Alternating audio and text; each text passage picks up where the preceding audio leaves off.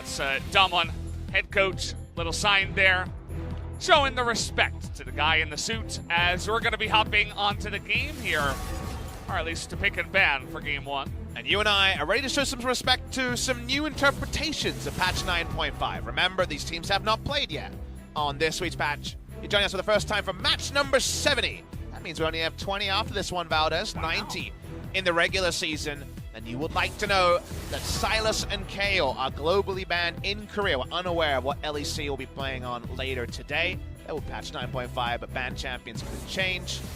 And the hotfix for Nico is live. However, Juve popped off on that Nico. Don't think he was the reason they won, but the pick certainly had a lot of validity there. Coming into bans, notice Bono and Punch, hugely Sin players. Bono's a 2-punch champion, which is kind of awkward when we have someone named Punch. But the point I'm trying to get to is he plays Olaf Lee Sin at the highest level, and everything else is a tier below. The Olaf is banned. DAMWON look like they're positioning themselves to first pick Lee, and how will I decide? Do we ban Lee, or do we adjust our bans and get 2 power picks on the red side? DWG could also try to ban it out and say, hey, Punch, you play something else, and let's get some other kind of first pick here. As 10 seconds left, they're going to go with the Kalista. Yeah. You see Songyun's Kalista, and you say no. And they're going to say no with the ban. He's always had an incredibly high win rate on Kalista in solo queue, but also it is a staple of his recent champions and competitive history. So I like the Kalista blue side ban if you don't want to first pick it. Nuclear, where he's going to go on the 80 carry pool is interesting. I want to see something new from him because he's not a great Ezreal when we have some real super Ezreals in our lineup and Ezreal priorities going down. And with full information, DAMWON say, maybe we'll go Rek'Sai into your Lee Sin if you take it, or take a Jace. Someone has played a lot of Jace in his time. They won't be getting Jace, but they'll be getting the Lee Sin if they want it. Does open up the question if you'll just grab it, especially with the Olaf band. You would have to think it's a very high possibility here from the side of Hanwha Life. They're going to look down at Aurelia already. You would assume into top lane it can be flexed, but I imagine this will be against the Jace if that ends up being the top laner. So that's going to be So1's choice. He's played it before. Bold to take a skill matchup into Nogari, especially one that favors the Jace. Almost 100% to beat. Nogari's champion, he loves Jace and Ryze. Those are his 2 picks. In fact, did DAMWON Gaming just take Ryze and work it all out later? Because then both of them are Jace and Ryze players. Saw the win percentage of Aurelia, currently 28%. I imagine a lot of those wins are Tovi. Lucian still is available, as it will be picked up here. Was played in our first series in top, but I just can't see it from So1 into Nogari's Jace. That would be bold and then some. Ryze is a really big pick for some teams, but not every team. And again, we already mentioned it, first series for these 2 teams. On patch 9.5, notice Lissandra available at this point, but not a big pick for Showmaker. I love that some of these picks are big for some players, not for others. And the Lissandra, with the nameplates on, has actually made it all the way through the first round as we get the Gen G 2018 special, the Ashe Tahm Kench, that I'm sure Songyun would love to have on his side, given that Key has played 12 games of the Tahm Kench, and Ashe is a staple of Songyun. Very true. Looks like they're going to default to a guy that has risen in the ranks in the support role. Braum, very high tier nowadays, especially alongside the Lucian. That can proc that passive a little bit easier, and pretty nice lane down into the bottom side. Can have some pressure. We'll see if Songyun will be playing that Lucian as well. Always got to keep that in the back of your mind. I'm going to be honest, Valdez. I look at this draft, given the names involved, given their games, and I feel like if we had the blind draft and then you had to raffle off who got which draft, I think Hanwha Life wishes they got DAMWON's draft. That's what my read is here. Because So1's Jace has been his best carry pick in his career, and Songyun's Ashe Tahm Kench, I think, is pretty safe. You're kind of relegated into Braum as your support because you didn't have access to the Tahm Kench. So given all of that, I think Hanwha Life feel a bit hard done by, but of course the draw still has validity and can be piloted well. Always ironic to see Lava banning LeBlanc, given that he is a great LeBlanc player himself, but see what they want a last pick here for Hanwha Life. Bono is last pick jungle a lot, but now that the top 2 are gone from him, we haven't seen him recreate the same power. So I'd actually like to see him just take a Rek'Sai or take whatever the best available is and kind of grin and bear it, and a counter pick for Lava, given that we're trying to understand and wrap our heads around why Lava's back in the lineup to begin with. Seems like DAMWON reading into that Aurelia top pretty well as well. Think about the Aurelia. She's only one in the mid lane. 3 games from Toby, 1 game from Showmaker. Those 2 players are undefeated on that champ, but nobody else has found another way to get in, as looks like it'll be Zach coming in here for Bono. Interesting pick. Especially when Jace was given over, and you're like, there's definitely going to be some sides of the map that could be tricky. But I like what they did, because you notice they further extend the Aurelia flex, and they don't necessarily put all their eggs in the Bono basket, which recently hasn't been working. So I like Hanwha Live doing what feels counterintuitive based on the past. And we get Akali here. We mentioned the potential for Ryze Jace. Akali Jace is also quite spicy when it comes to lane assignments. My first thought, Nogari top lane Jace, mid lane Akali. We did see Faker on the mid lane Akali this week.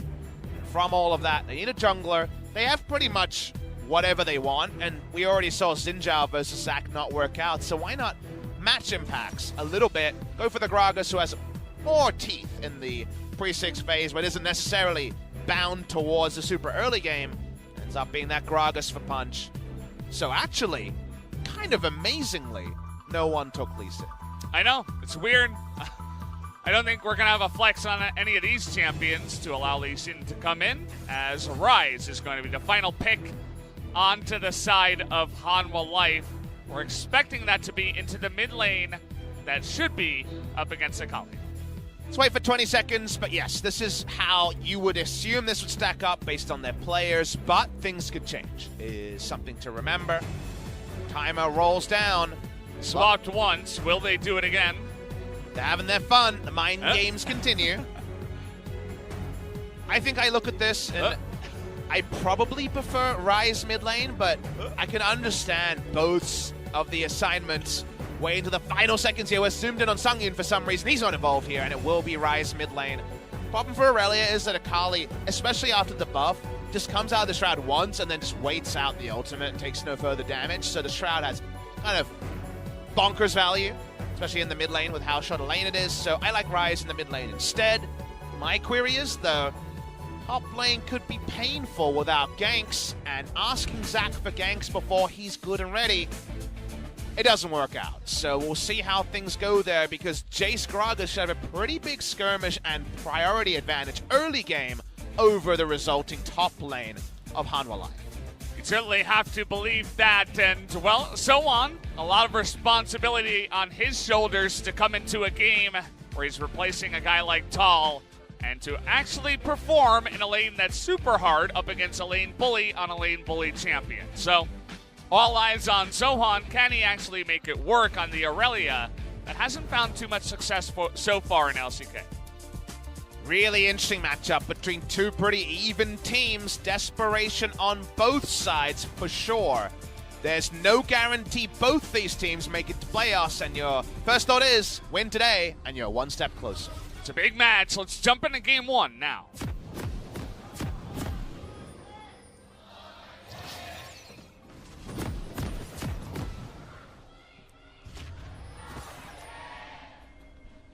Pretty huge cheers from both sides, as they love pauses, and they're cheering for that. But no, it's a lot on the line for both these teams. So, of course, pouring their hearts into it, as it looks like it's a Hanwha Life issue. Maybe Bono's monitor disconnected for some reason. That's not a good thing. At least now we can see that, in fact, his monitor is active. So hopefully that's just a once out.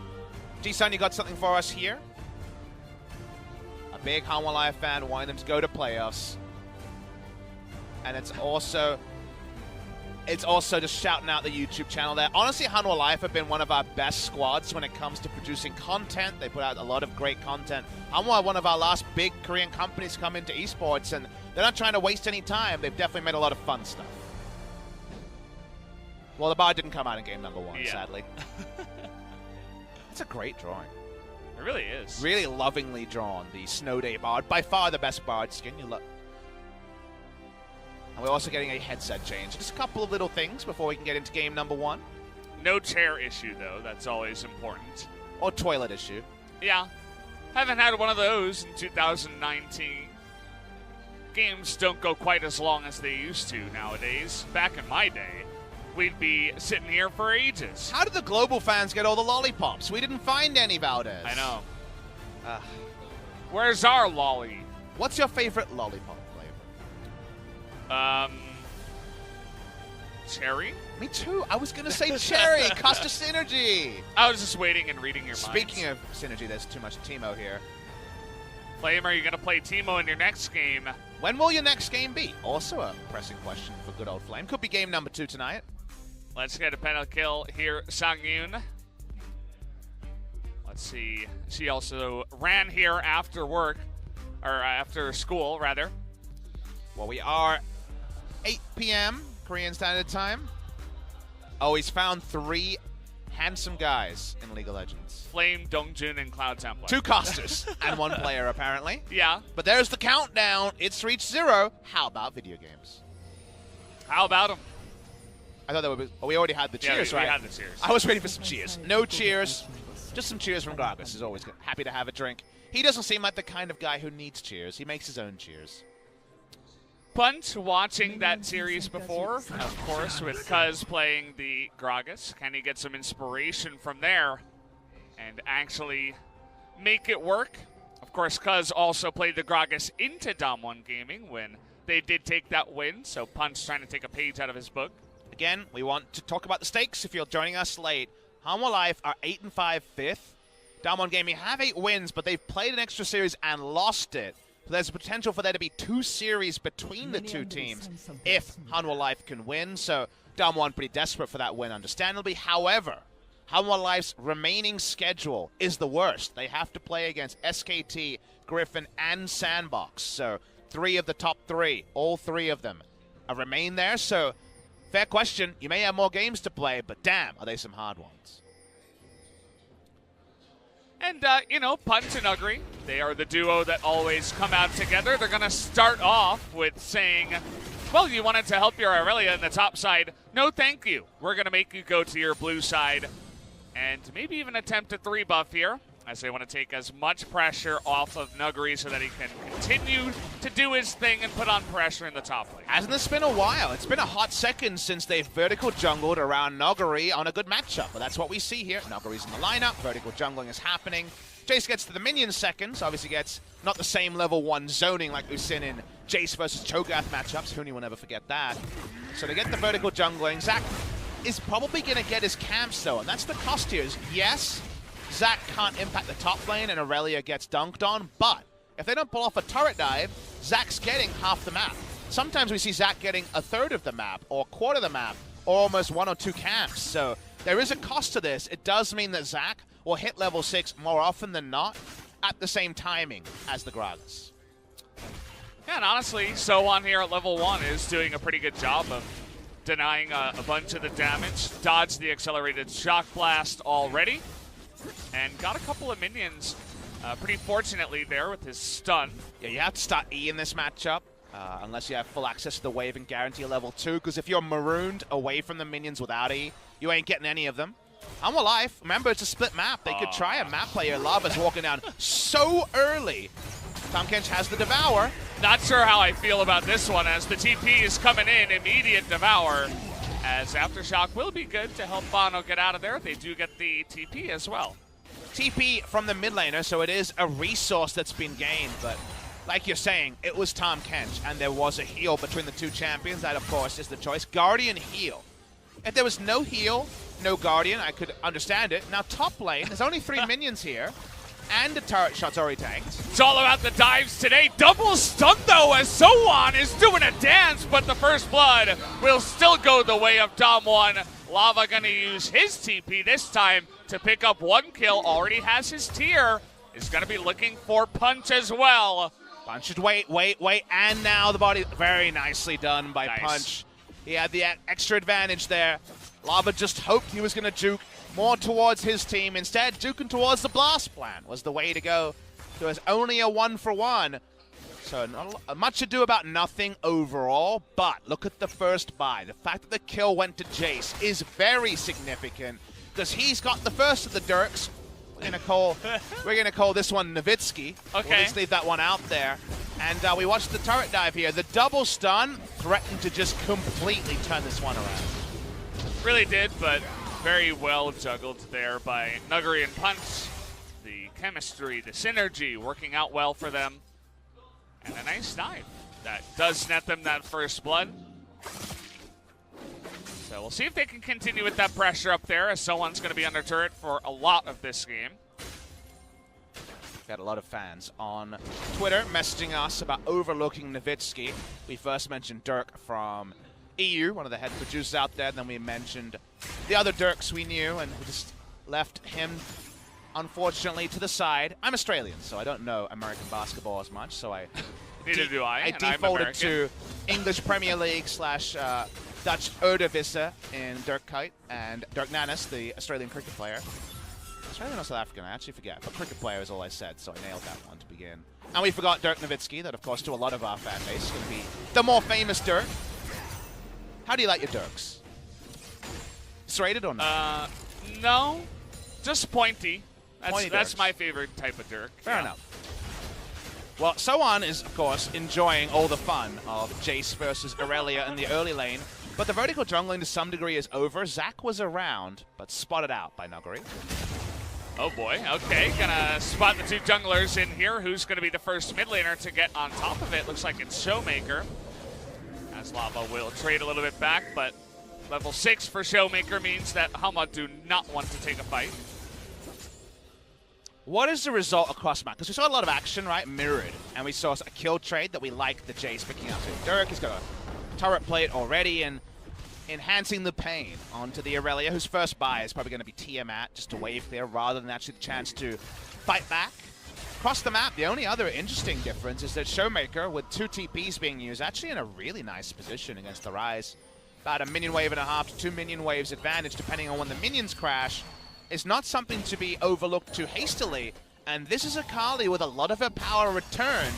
May not have the heal anymore, but some of the changes to side laning with the much more reliable ability to arm the full duration W and the movement speed on the passive, there's a lot to like about Akali again. And while it might not be a first pick Akali meta, she's definitely a champion that's around the meta. You'll definitely see her every once in a while here in LCK, especially with a bunch of the guys that love to pick up this champion. Chovy is obvious, but Faker showed it, as well as Showmaker. Coming in and making a show for us. Will he put on the carry pants tonight? Something we always hope for in the form of a Katarina, but wouldn't be so mad if it was the Akali this time. Well, we know who wears the pants in the top lane. It's the guy who has serrated Dirk and Caulfield's Warhammer. No regen because it's Nuguri. He's got the slam and matchup, and we already mentioned jungling around the Jace vs Aurelia matchup. Punch says, it's mine. Oh, he missed 1 it. HP! 1 HP! That was actually unbelievably unlucky. It was 1 HP! How does that even happen? So rigged. Red buff is playing for the red team. And now Bono's looking for a gank. He's got red buff.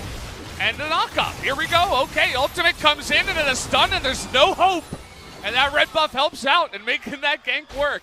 DAMWON Gaming left home, and the weather report read blue skies. The thunderstorm literally came out of nowhere from the heavens of first a 1 HP red buff steal into a top lane gank to send behind the Jace, who had all the items. This is a tilter, and DAMWON Gaming have been known for some emotional play from what we can gather, because there's definitely been games that, from a very clear kind of flare point, the game has just gone away from them quickly.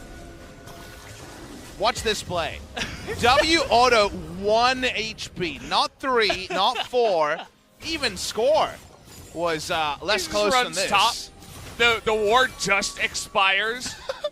And he's like in perfect range of level 3 elastic slingshot. Okay. 나이스. We got him. Nice. I already know what I was gonna say, guys. 이거 아까 I like the comms on the other side during the VOD review. The VOD review of that one, of the things that had to happen in a row for that to happen, will definitely be more colorful, let's say. I mean, say the Gragas gets red buff. Bono doesn't hit level 5. By the way, he got level 5 on the red buff. The Gragas is much higher on health. he's able to stick around the top side, you know. And most importantly, that E is not in range for the Zac, and the gank will probably not happen. So that's it is actually a big deal. That's a lot of things in a row. And all Noguri can say is, matchup's still good, turret plates, you know, still on the menu, but he's slowing down. That's what happens, right? He went and bought a Ruby Crystal on his back, so it's not like he's going to be hurting anymore. And flashes are back up. DAMWON Gaming, now they're trying to make a map play elsewhere, because surprisingly, top lane wasn't the fertile ground it should have been. We see Noguri back away because his jungler's bot side. Doesn't always do plays like that. Noguri can sometimes be two lane focused. That should mean that DAMWON Gaming pick up a pretty comfortable mountain drift. No vision down here, double control ward towards the mid lane, and Bono just drops down a vision ward, trying to scope out what he can see. Seemed like they already knew it was happening, but again, not much they could do to contest that one. So a mountain drink, definitely a good one when you got Ashe, Jace, and even Akali. In the front round, I was loving DAMWON Gaming's draft. Even as it's all rounded out, I actually really love it, Valdez, because what do you build to side lane here? Because if DAMWON Gaming are choosing the lane assignments, you can't build to be tanky against Jace and Akali. It's impossible. They just do too much damage. So it's very tricky to choose your main line. Do you just build health and try to straddle the line and can't really deal with either? Feels like lane assignments here. Remember, Ashe Tom Kent, pretty good at also rotating around a good lane assignment. If things get going, DAMWON Gaming just open up huge leads if they're on point with their macro. And it's on Bono and so on to interrupt that, because otherwise, we talked about the small areas where the drafts weren't overlapping. It did feel like DAMWON Gaming should have the early control and thus have the bigger decision-making to do around the mid-game. But Bono finding more and more ganks, getting Aurelia ahead, would throw a huge wrench in the plans. Looking for Nuguri here. Ults are available, and he's going to get knocked up into the stun. Waits on that Aurelia ultimate for quite a bit. Nice knockback and a flash. Plus Youmu's gets him out of dodge here. Well played by Nuguri 1v2. Nuguri is really, really strong on mechanical on top laners like the Jace, so the moment that he wasn't able to flash early, he had everything else in point to not die. Very well played there, but the summoner's down, and it is 4 points, soon to be 5 points at Elastic Slingshot. He's teeping straight back in because he knows that now, with the ults down, they do win 2v2, and it's smart of Hanwha Life not to try to collapse on him. First support up to the Rift Herald is going to be key, but this is a Tom Kent who could get in position. They're not going to start the Rift Herald, just playing around with it for now. Bot lane has been CS for CS with Ashe. Ashe has actually been in that interesting spot, Valdez, where Ashe versus Kalista has been going better than we expected for Ashe. Ashe versus Lucian. Now going CS for CS. Yeah. The old area where that was relevant was in the last Caitlyn meta. I'm thinking 2017 Worlds. 2016 Worlds as well. People realize, wait, just go Ashe into it. You have similar attack range, 50 less, but the arrow could punish Caitlyn, trying to just push, push, push. And so against some of these other lane dominant champions, Ashe working out. May not be Songyun's, but Nuclear, him smashing, aiming with a couple of arrows were a big reason that DAMWON Gaming picked up a match victory that time out. Abano's pretty low on health, no flash here from Punch. Not gonna force the engage, but Hanwha are definitely looking to get on in there. Smite does go the way of Punch though, and TPs are coming in. Sohan gonna get low and have to flash away. Nice cast to keep him in range, and assassinated by the Akali. Gets that kill and is looking for another one, and Hanwha Life are just gonna be totally routed, trying to force the fight at the Rift Herald. Is not gonna work out this time. Hoyt, what are you doing? He's dying. Oh, the Guardians! He lives. He actually lived with the Guardian shield. That was so big there. Big mistake by Hanwha Life. They all roll up, but it can only be a 5v4. The only person who can't join is Songyun. He has heal, so he has to play towards his lane. Nuclear teleports in. It's a 5v4, and Hanwha Life are routed. And the timing of it, too. 3 plates in the mid lane, 1 more up to the Jace in the top lane. So much gold swing goes the way of DAMWON after a play like that.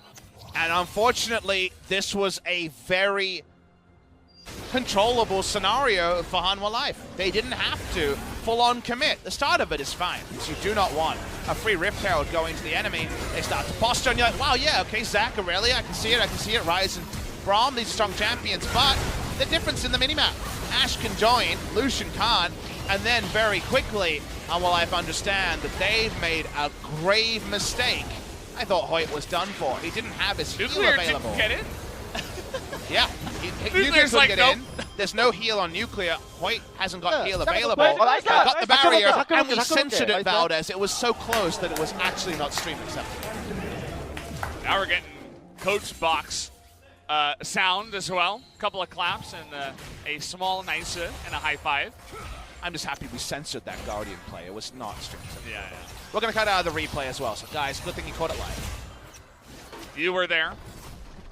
Someone is pushing up now. The timer here is important. This is the first time Jace has kind of left him alone in lane. It is after 14 minutes. Turret plates, they're not all in Aurelia's lane, but 2 of them are there. And overall, 5 turret plates. 4 of them, you would assume Showmaker picking up most of the gold around. And 450 gold of bounty comes from the 2 kills. 50 more from gold as bot lane. Okay, we're looking for the stun here. Can the Grey Health come in? Yes, it can. And it looks like after that tower dive, he's not going to have flash, and it's super easy for Hanwha to pick up a follow-up kill. He was super deadsies, like you say. Endangered species at the moment. We had a scare in mid lane, but that's the confirmation that sadly the benching has happened as Ult Flash and Blade of the Ruin King gets him away, but a lot of tools used to escape Bono's turret dive. Good arrow there.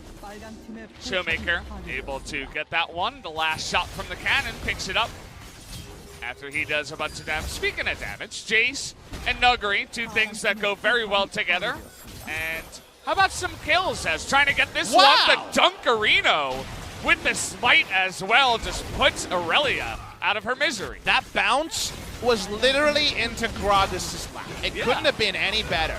The only way I've seen better plays when Scar says, watch this, puts down a regular Q, then bounces with the ult into his fermented keg. But that one was right up there, so nicely done by Punch.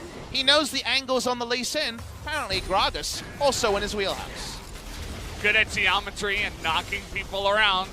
It's 2 important things if you're a jungler. And remember how that first turret died. How about another turret? Yeah. The second one dies instantly, and the Aurelia matchup that works at, say, 6,000, 7,000 gold, you know, when you're 1,700 gold, whatever it is at this point, it gets pretty tricky. We're going to go back to the earlier play, where they just decided that Hoyt was done. It's Tom Kench out of water. No hope for him, no flash, I need the replay of the top lane angles from the Gragas. And see if it's fully intentional. You can usually tell based on the angles. This is just, of course, Nogari being one of the best at playing pressure lanes. But watch Punch. He rolls in and says, how about everything goes perfectly? Look at this! Could it be any better? Come to Papa. Right in his lap, literally. Wait, was that me? Was that a that soundboard was there? you on the Gragas. Good thing about being named Papa Smithy, a lot of lines just roll off the tongue and sound funny as hell. Showmaker in the side lane. Remember, he also, without being on screen doing things, is way ahead. 2-0 and 550 now on that bounty. Hanwha Life still looking for an opportunity here. And it looks like he's going to find an Aurelia again as nice stun, but it's 1v3, my son. So See you later. You remember when we talked about what it looked like if Hanwha Life got blasted going for the Zac drop? This is that game state right now where at the moment, Jace kills everyone, Akali kills everyone, the Gragas has first movement, as does Tahm Kench Ashe, and you have utility advantage. So suddenly, Bono needs to be getting the big kidnaps, and you need to be getting some kills, because right now the map is being exclusively run with more tools by DAMWON, and Hanwha Life have to next level them. Otherwise, it could all be for naught. There could be a 10,000 gold lead post-haste. And DAMWON are playing very confidently as well. They're just roaming around the map as a unit. They get Showmaker. Nobody's really able to go up against Showmaker. Rise wasn't there. They rotate over, get another turret. They already have 5 turrets here. And the game's only 18.5 minutes in. Point to the person who goes against the Jace. Point to the person who goes against the Akali. I'm not hearing an answer on either. Right now they have the opposite of flexible lane assignments. Lava might not die in both those matchups, but certainly can't just take long, extended trades there. Yeah. The Banshee Veil's being built. What does that say? Ooh, one Akali, please. I'll try to contend with her. Doesn't mean you'll be able to answer completely, but that's the attempt, and you don't always get that lane assignment with all the teleports. 3 on DAMWON and Abyssal Voyage, and Punch is a pretty fast fat man. He's super jolly going around with his Predator. He's building up that AP too. Not quite the death cap just yet, but he's looking down at his Zhonya's real soon here. No Sork boots, but, or I guess they're Sork shoes, as I found out recently. You can call them Sork boots, it's fine. Okay. I got the permission from Popeye. You can say much better now. tower instead of turret as well. Bush instead of brush. How about creep instead of minion? I mean, we call it CS, right? That's creep score. And we call them minions. That's only because we can't call it MS, because that's movement speed. Yeah, and it's, you know, a holdover from the Dota days, so you understand why that happens, but we're pretty flexible here. I know that in some other MOBAs they can be very particular about this. I was told by Heroes of the Stormcasters, we'll hold Heroes of the Storm analysis. We're going fishing again as, oh boy, that's a big catch. Gets the Tom Kench and the Ash, but is it enough damage? Here's Aurelia, gets one, gets two, and Nuggery's gonna flash over the wall here trying to get away. He's pretty flexible, actually. Nice gymnastics here from Nuggery. Might actually make his way out of this one. But what do we say? Bono, find and engage against 5 and make it about you, and that's what they did. They pick up the kills. Recreating it might be hard, but here's some welcome gold for the side of Hanwha Life. Zach comes in too and puts down the dunk and makes that 3 into the pockets of Hanwha Life. This is what Zach can do. No other champion has the threat range that he does with Elastic Slingshot. This game state is what they want. Side lanes, Jay's starting to walk up, but it's all done by Bono, and he gets the 2-for-1 that Zach versus Tom Kench can often provide. Those Zach mechanics, you don't always have to talk about them, but he catches the catfish, flashes onto Ash, knocks the heads together, and kidnaps them both. That is some genuine glee on that Hanwha Life fan who had the Sangyun sign. She is hyped, and she should be. She, for no doubt, saw what we did. The game slipping away from Hanwha Life, but they pick up, and against the run of play, Zach engage, and until you can basically ward every possible 1,000 plus engage range Zach play, or unless you can kill the Zach, you can recreate that one. We feel like it's easier for DAMWON. They should still have the tools to take out this game. They still have a sizable goal lead, and yet a couple more from Bono, and maybe Hanwha Life can get over the edge after all. Zach is certainly getting online right now with that ability, as are we just going to start a Baron? They're definitely thinking about baiting it, at least, as it will not be started. Remember, what's Hanwha Life's predicament? Ooh, the side lane assignments, we can't deal with that. Ooh, they can out-rotate us, can't deal with that. If we bring them all to us, those things mean less. If we can make it about does Zach get the big head bump into the kidnap, way to do that is to make it honest and keep it all. They will win in the 5-man, while the enemy wants to win in the 1-3-1. So because of that, walking around Baron and milling around Baron, we criticize some teams for doing that. We will not criticize Hanwha Life. Yeah, I like the play from them so far, even from behind. Even So-Won, who is surely down on his luck in this lane, has been able to keep it at 4 deaths. Keep in mind, Jace has 3 too, so not doing so bad after that start. Was able to pick up one of the kills from that last play as well, get some items, and is now an actual threat in this game. Let's see how DAMWON plays around what they have, though. They are no doubt a team experienced with 1-3-1. Nuggery excels in a side lane. So, you know what the enemy wants to do, and the fact that in every other case, you should run the play. How do you close out the game? Intriguing to see how DAMWON do it. Nuggery's rolling down. He is roaming more than you might expect, but Aurelia has no teleport, so right now they roll up with TP advantage and should easily be able to start the Baron control. But do they start the Baron? That's a more bold move. See, they get that Baron vision control. There is one nice ward, actually. You can spot it to the left of the Baron by Hanwha Life that has gone unscanned and unseen. It's not going to have direct vision on the Baron, but could be good for teleports if they eventually do get them.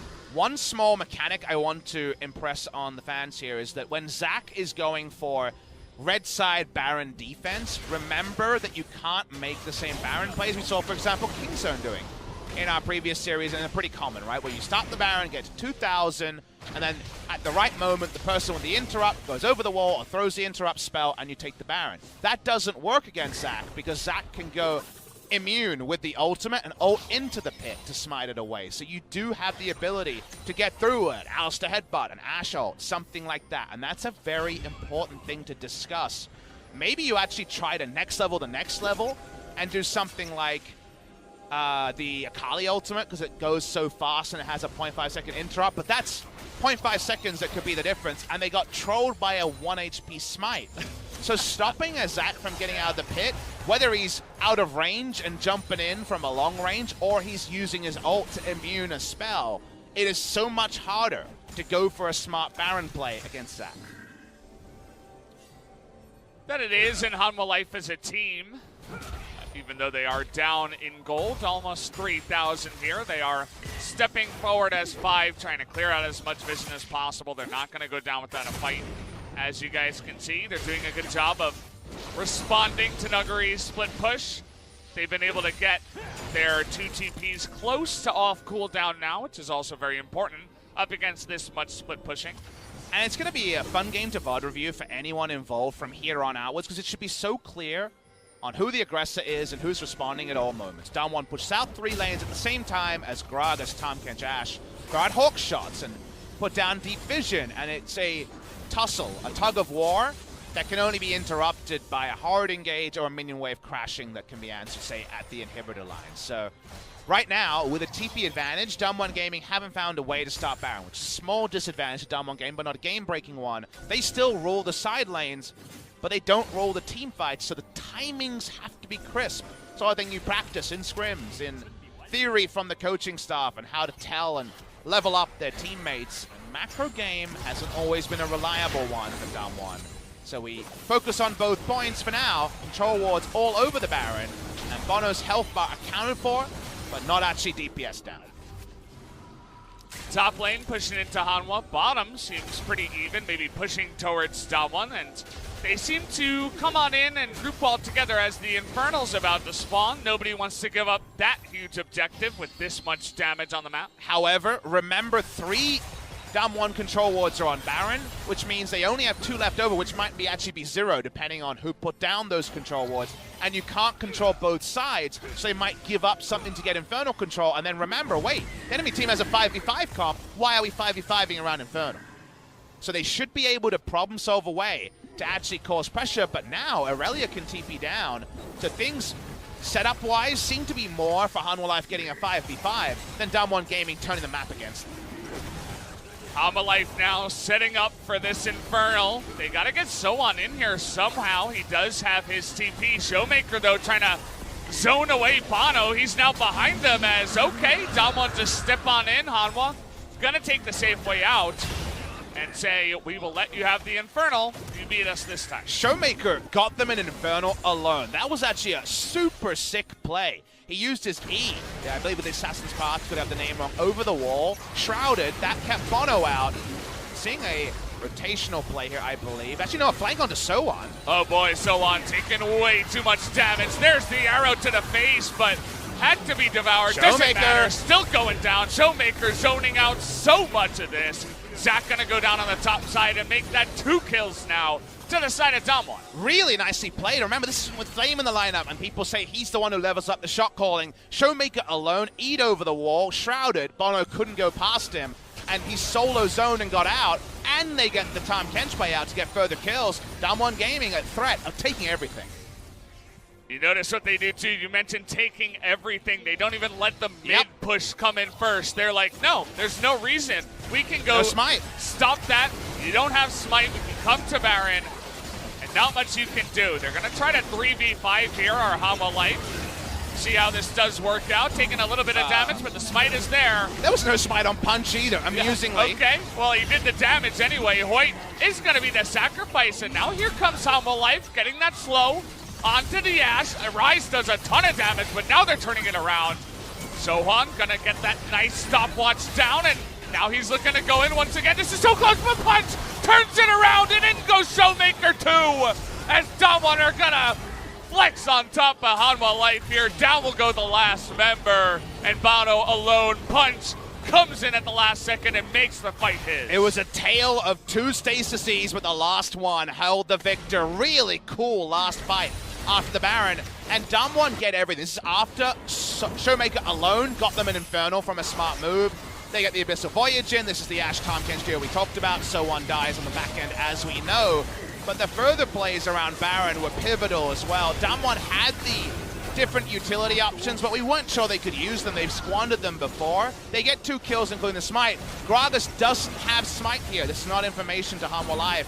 They get the Baron, but watch the couple of plays, and I want to call out 2 going golden moments. The first one is for a different reason after Tahm Kench goes down. So1 dives in, following up the flash, and you know Zhonya poses always have to be rated. Look how cool this one is, 10 out of 10. Yeah.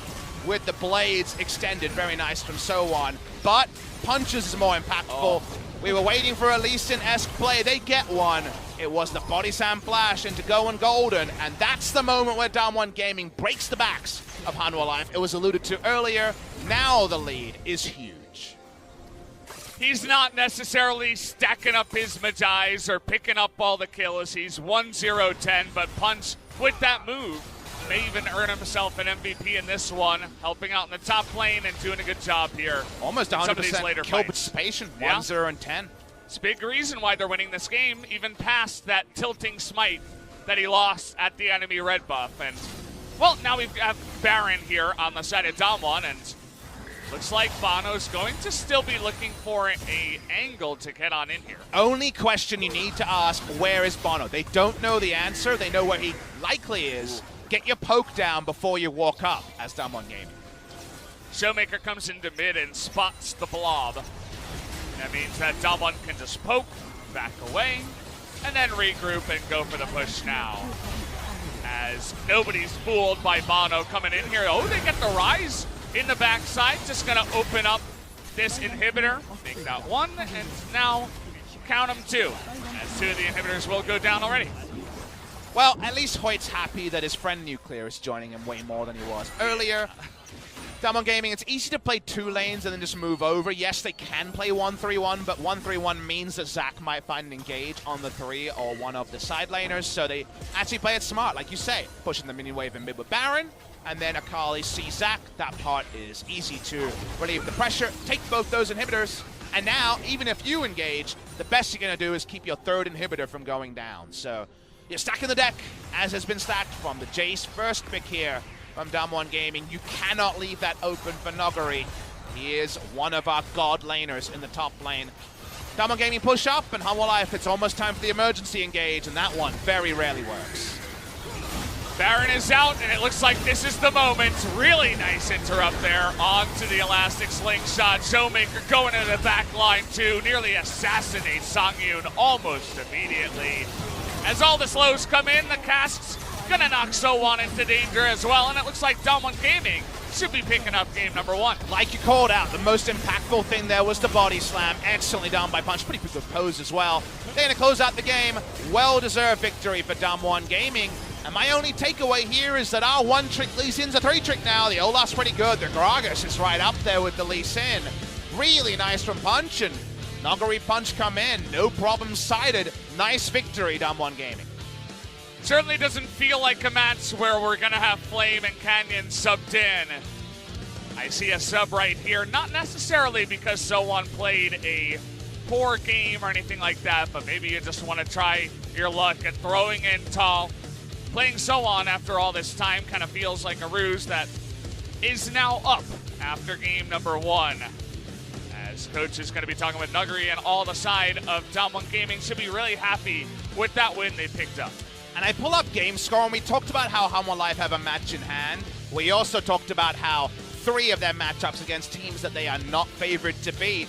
Issue is actually compounded by the fact, Valdez, that DAMWON Gaming actually have a good game score. They've had more 2-0s in the past, so because of that, DAMWON Gaming, if they win 2-0, they move to +7, 9, and 6, and Hanwha Life will be +1, 8, and 5, which means even if they beat one of that hard opposition, they'll be +3. So game score, the second tiebreaker. Remember, guys, in Korea, match score, best of 3 victories, then how you did against the field, your wins over your losses in terms of best of 1. So how clean you were, 2-0s or 2-1s, is the second tiebreaker. Head-to-head's the third tiebreaker. So if DAMWON Gaming do win 2-0, they actually have a lot of advantage over Hanwha Life. So it looked on paper like DWG Gaming, having played more matches, were the ones with the fire up them to actually have to find a way to win. Suddenly, if this is a 2-0, Hanwha Life aren't kissing anything goodbye, but it gets a whole lot harder.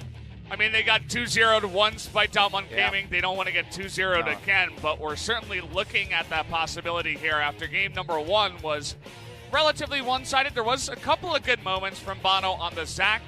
You know, was able to get that good gank up on the top side to allow Aurelia to have a bit more of an easier lane. Also, that mid-game team fight was pretty good, but it was basically only that, and that wasn't enough to allow them to win the game. And if you remember my analysis after the first round, what did we say about DAMWON's draft? Oh, this is actually the draft Hanwha Life wishes they got, even though both teams traded power. I think that was true in effect as well. Bono wasn't dictating our tempo jungler. He was on Zac, and he got half a map, but unfortunately, DAMWON got a Dirk early, and then even though Jace died a couple of times, and there was some unlucky things, just think about this. What if the Smite Steal didn't come? It would have been an even cleaner victory for DWG Gaming. Yeah, have to give that up to them. DWG looking really clean with multiple different lineups, and as I mentioned before, unfortunately for Hanwha, they kind of looked like the team for me, especially with their hard schedule coming up that might be falling out of playoffs. Once again, would be pretty disappointing for them, but they will have another chance here in Game 2 to try to come back and make this a series. So we'll see if they can do that after the break.